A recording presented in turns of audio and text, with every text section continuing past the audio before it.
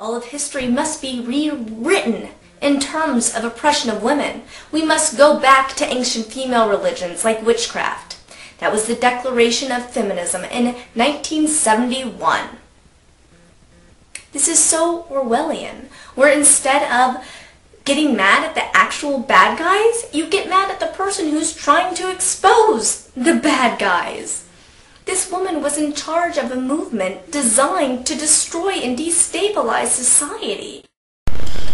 Okay, Ashley, and other lady viewers who don't seem to get it, what did you think of those clips that I played about defining feminism?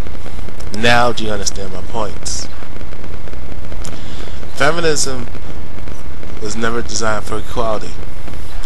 The sole purpose for feminism was to create division between the sexes. And then I know you're going to say, well, women couldn't vote, women didn't have rights, well, men didn't have rights. If you were broke, if you were poor, and no influence of political power, if you were not part of a rich class elite, because this was classism, you didn't have those rights, regardless. And if you were non-Caucasian American, and you didn't have no rights. So where does this woman oppression come from? Because it's totally irrelevant. The oppression that women were facing was not because of gender oppression. It was because of the social, racial, and political biases and prejudices.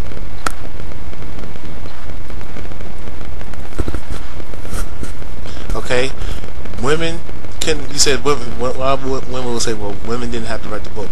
Men did not have the right to vote. Only the wealthy could vote. Okay, that was propaganda. You talk about women being shamed and abused. Well, men were abused too, but nobody said nothing about that. So there was still sexism against men. They were talking about a minority of cases, just like child abuse.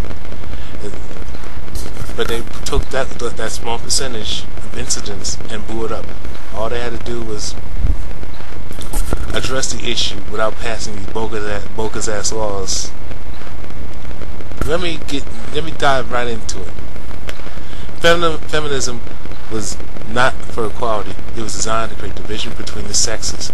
The purpose was to fund their agenda, tax the women, get women into the workforce, tax them so they can fund their New World Order agenda. So that's how they can get rich, wealthy. That was the purpose, to get money, to tax the other half of the population to fund their evil New World Order agenda. The other aspect was to break up the family, where men and women were weak, and then you had the fighting between the sexes. That's why they placed women on the pedestal and suppressed the man down. The other one was family breakdown. So when the woman was out working and the man was out working, and women were given more jobs than the men, it was to create an off balance, to stabilize society. Now they got the television set. Yeah. Because they studied mind control. Television. Now the TV's raising them.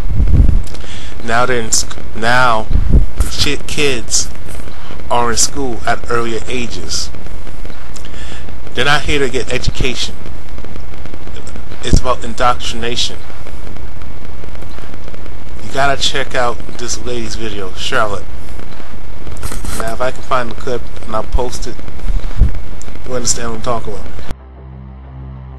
My name is Charlotte Thompson Iserbae, and I served as Senior Policy Advisor in the United States Department of Education under the Reagan administration, during which I had access to all of the most important documents for the restructuring of not only American education but global education. And I'm also the author of The Deliberate Dumbing Down of America, which gets into all of this, gives the background of what I saw not only in the Department of Education but as a local school board member. I was trained to identify the resistors to the sex ed, drug ed, alcohol ed, suicide ed, death ed, those good, smart Americans who realize that anything that has education hanging off the end of it is probably not what they're looking for. I was trained to identify those good people and to go up against them and actually to go and try to get them to join us through the group process system, make them feel important, get them on a committee. And when that just blew my mind. I have to say, people often ask me, what is it that got you involved in education? Well, finding out what I saw at the local level certainly upset me. When I went and I saw that Americans were being trained to identify resistors, you know, then I got pretty upset. And luckily, there was a big book that came with the in-service training called Innovations in Education, A Change Agent's Guide. And I was able to take that back home with me.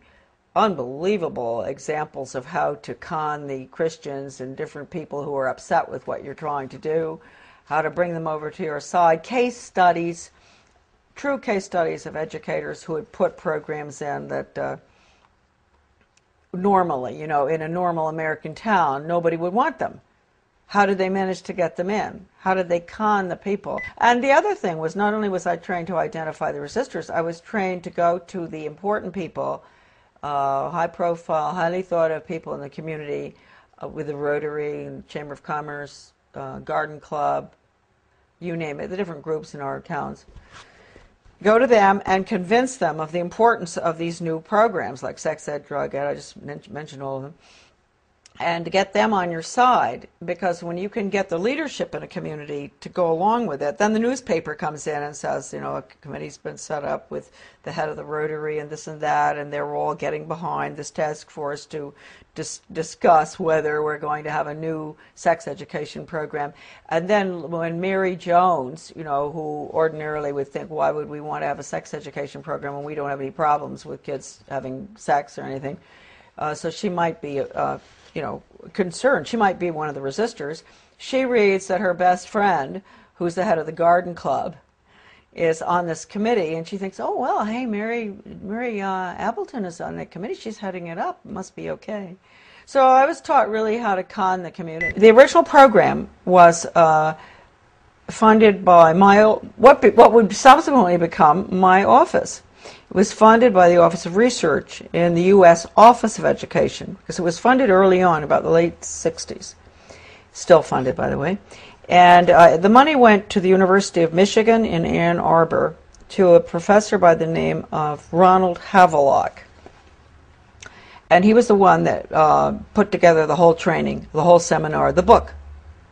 And in the back of the book you had, they admitted it, right in the back of the book, they had about 100 major change agents listed from all over the country. Some of them I recognize, some I still don't, but some I do. And so this was a very important project. And it was being, you know, it was being carried out in I'm sure, all over the country, not just where I was. This was in Searsport, Maine, this lovely little town on the coast of Maine, in the school there where the guy came in, the facilitator, not Professor Havelock, but a facilitator, to train us.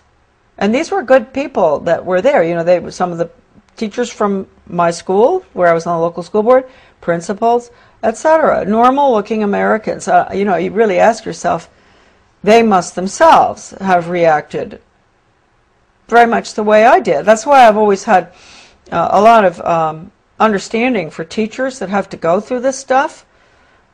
I didn't have to continue going through it. They've had to, through the years, constant training, retraining, sensitivity training, break their values. Right, no wrong. You've got to have all religions represented, so, you know, tolerant of everything, and because that's the New World Order.